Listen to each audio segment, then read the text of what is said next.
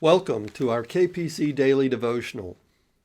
We've been reading the Screwtape Letters by C.S. Lewis.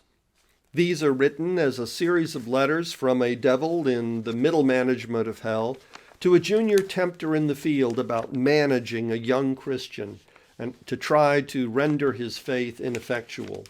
In this backhanded way, we learn about virtue and vice, about faith, about prayer, about humility and hope. Today in letter 17, Lewis turns to the deadly sin of gluttony. We usually think of gluttony purely in terms of overeating, of wanting and having too much. But Lewis turns his gaze to the deadly sin of gluttony in terms of delicacy, as he calls it. That is, demanding less, but with a precision and exactitude that can never be achieved. You see, either way, gluttony is the obsession with one's palate and one's belly. That is, the satisfying of one's appetites. That isn't just in large quantities, it can have to do with very small qualities. What he calls the all I want state of mind that leads to daily disappointments and cruel treatment of those we hold responsible for it. Where our belly trumps over our charity or justice or grace or obedience, that is gluttony. Excess is most useful to the devil as a prelude to attacking chastity. The usual idea that physical exercise and weariness can aid in chastity is patently ridiculous. It merely weakens one's spiritual and emotional resistance to temptation. And so we turn to the Screwtape Letters, letter 17. My dear Wormwood, the contemptuous way in which you spoke of gluttony as a means to catching souls in your last letter shows only your ignorance. One of the great achievements of the last 100 years has been to deaden the human conscience on that subject, so that by now you will hardly find a sermon preached or a conscience troubled about it in the whole length and breadth of England. This has largely been effected by concentrating all our efforts on gluttony of delicacy, not gluttony of excess. Your patient's mother, as I learned from the dossier, and you might have learned from Glubose, is a good example. She would be astonished, one day I hope will be astonished, to learn that her whole life is enslaved to this kind of sensuality, which is quite concealed from her by the fact that the quantities involved are small. But what do quantities matter, provided we can use a human belly and palate to produce querulousness, impatience, uncharitableness, and self-concern? Glubose has this old woman well in hand. She's a positive terror to hostesses and servants. She's always turning from what might have been offered to her to say with a demure little sigh and a smile, "Oh, please, please.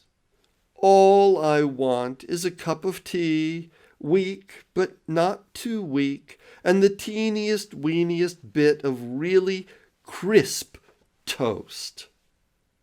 You see, because what all she wants is smaller and less costly than what has been set before her, she never recognizes as gluttony her determination to get what she wants, however troublesome it may be to others.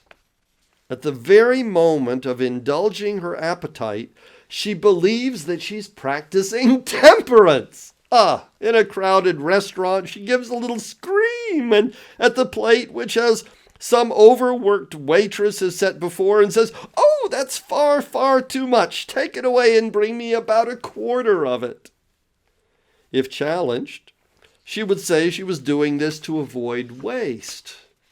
In reality, she does it because the particular shade of delicacy to which we have enslaved her is offended by the sight of more food than she happens to want.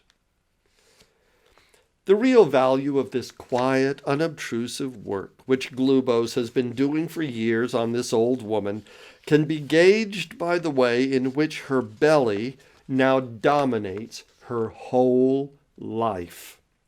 The woman is in what might be called the all I want state of mind.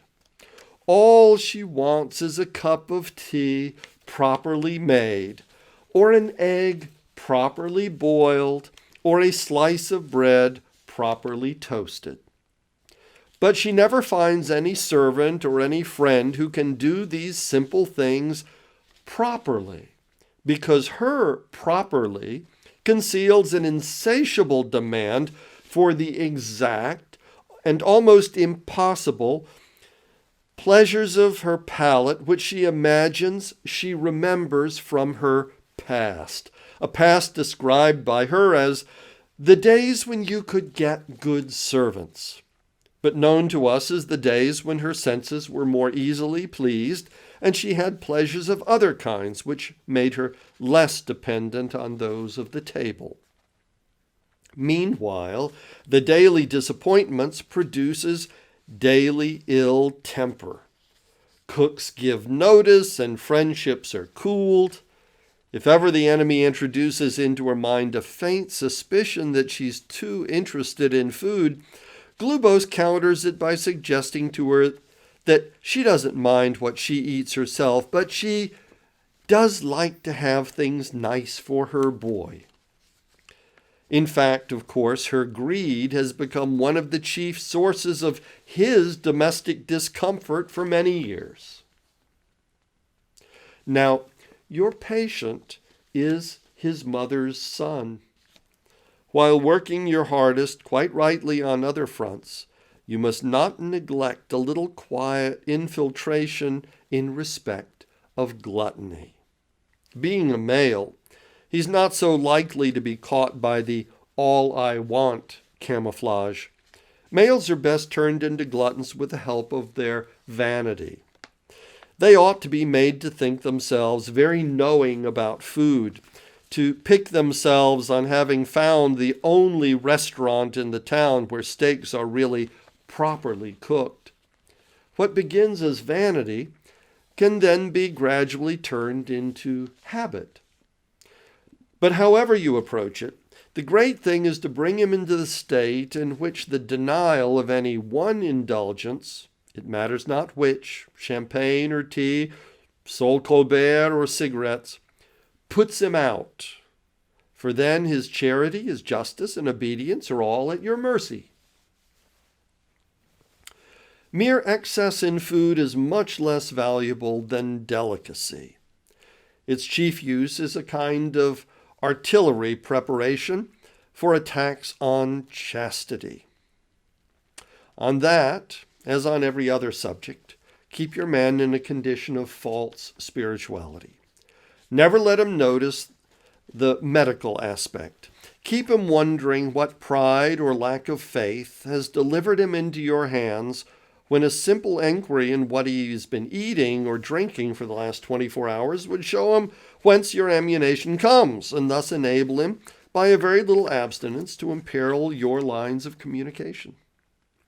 If he must think of the medical side of chastity, feed him the grand lie, which we've made the English humans believe, that physical exercise in excess and consequent fatigue are specially favorable to this virtue. How they can believe this, in face of the notorious lustfulness of sailors and soldiers, may well be asked, but we used the schoolmasters put the story about, men who were really interested in chastity as an excuse for games, and therefore recommended games as an aid to chastity. But this whole business is too large to deal with at the tail end of a letter. Your affectionate uncle, Screwtape. I wish you a very good day. Goodbye.